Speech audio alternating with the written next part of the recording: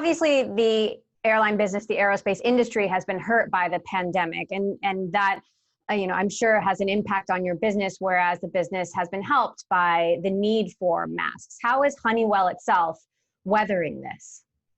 I mean, obviously, we're in a couple of end markets that are challenged, aerospace being at the top of the list, but, we've quickly pivoted. I mean, this is the proverbial making lemon out of lemonade. We've really quickly innovated to create new solutions for the world that are needed now instead of some that are going to be needed later. And some of these solutions that I talked about for airlines, for buildings, for stadiums, for remote operations, for industrial plants. Frankly, the one that we're especially excited about is we have a whole new solutions for vials. So instead of making vials out of glass, we've come up with a new materials that we already use for healthcare packaging called Aclar. They're lighter, they're cheaper, they're safer to use, and they're much more durable than vials. So as you can see, we've innovated literally in a matter of weeks to things that the world needs now, rather than just what our core markets needed 4 months ago. Back to school season is upon us, and you're working with a number of universities to get them ready to resume in-person instruction. At this point, do you really think you can have in-person instruction safely? Because many schools are still choosing to be remote. Without a vaccine, is there really any guarantee? Well, there's no guarantee no matter what you do, but I think you can actually improve your odds of having a safe in-person environment by frequent testing, by making sure that students wear PPE, by measuring temperatures. And we actually have a solution for all these things. As an example, we have something called the Rebellion camera, which can not only very accurately measure your body temperature, but can also, through the use of AI, check whether or not you're wearing PPE. So you can do that on a remote basis. It's not a manned operation. So just one example of the kinds of solutions that we're bringing to universities to enable them to actually do in-person classes.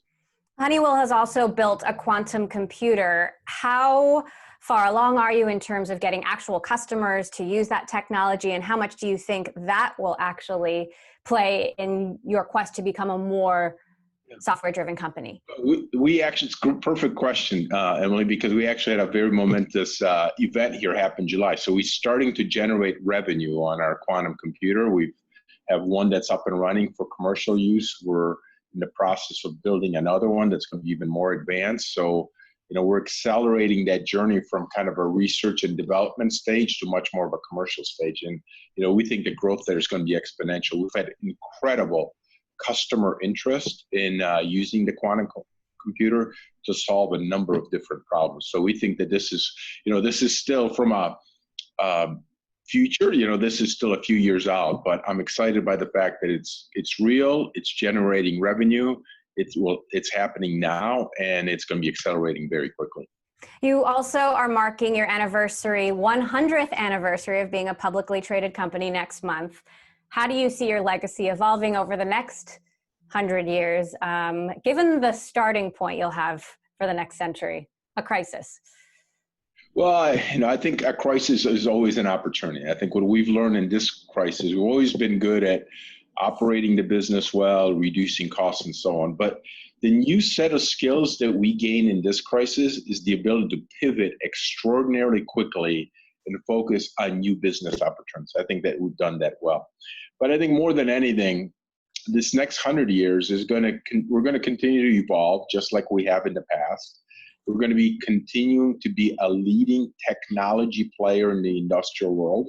And obviously, we're going to have a much more digital presence, not only externally in terms of our software offering, but we're becoming much, much more contemporary within our internal operations. And one of those efforts being Honeywell Digital, which is focused on our data governance, our processes, and IT standardization. And by the way, that's also enabling efficiency and speed of operations. What's your outlook on the economy? How are you sort of mapping up what coming out of this actually looks like, knowing that a vaccine is still a ways off and may not be a silver bullet? We'll need more after the initial round is even developed. Well, we certainly see a modest recovery. We're seeing that. I think Q2 was the low point. Q3 will be a little bit better. Q4 will be better in 2021. We're not necessarily planning on a V-shaped recovery. If we get one, that'll be terrific because we're going to accelerate that much further. I do think a vaccine will be a catalyst, however. A vaccine will catalyze a much faster recovery, particularly in some of the markets that we play in. If you think about aerospace, there's a tremendous amount of pent-up demand to travel. I mean, I can speak personally. As soon as I can, I'm going to be on that road for months, and I know I'm not alone. So something like a vaccine, which I don't think is that far away. I think it's a few months away rather than a few years away. And I think as we get into the first part of early next year, I think we're going to have a medical solution. That's interesting. So we've talked a lot about how working from home could change the way people work forever, could put a longer term freeze on business travel. But it sounds like you want business travel or expect business travel to resume. Is that right? Well, myself, just like everybody else, I've been doing a lot more Zoom call, meeting call, et cetera, and touching our customers that way. And it's fine. I mean, it works okay, but it doesn't replace an in-person meeting, an in-person meal, a discussion.